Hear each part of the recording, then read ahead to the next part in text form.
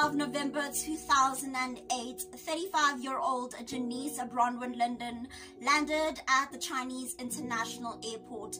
When she did that, she did not declare any goods, and during a custom check, they found 3 kilograms of methamphetamine in her trunk. Janice Bronwyn Linden received the death sentence. However, she was not the only South African to ever receive such a sentence.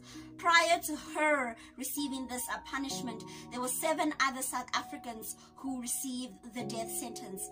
They were lucky though, because their sentences were suspended to 2 years with the condition that they do not engage in any criminal activities whilst being behind bars. Linden maintained her innocence, stating that she didn't know the drugs were in her luggage, but the Chinese government wouldn't hear it, and they only took 30 minutes to conclude that she would be put to death. Unlike many countries with the death penalty, they do inform their inmates that they are going to be put under on a certain date at a certain time. But with Linden, she didn't get this. The Chinese government refused to tell her that she was going to be executed. The reason for this is that they fear that the inmate will try to commit suicide.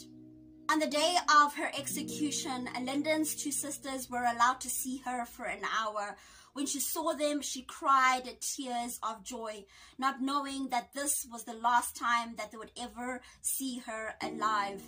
They talked to her, telling her that everything was okay at home, but not divulging that her mother and uncle had passed away. The sisters were forbidden from speaking any language other than English. They were also forbidden from sprinkling holy water on Janice Bronwyn Linden, as they were Catholic.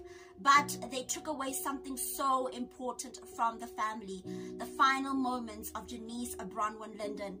They refused that the family take a picture with her. It is alleged that the Zuma administration tried all they could to gain clemency for Janice Bronwyn Linden, but failed. But also speculations state that they failed because of the diplomatic ties between the 2 countries. Janice was not going to survive because of these diplomatic ties. It is sad. It is truly sad, because everybody deserves a second chance. But most importantly, the crime does not fit the punishment. Janice Bronwyn Linden was executed by lethal injection in an isolated room in the prison. Her ashes were sent months later to her family.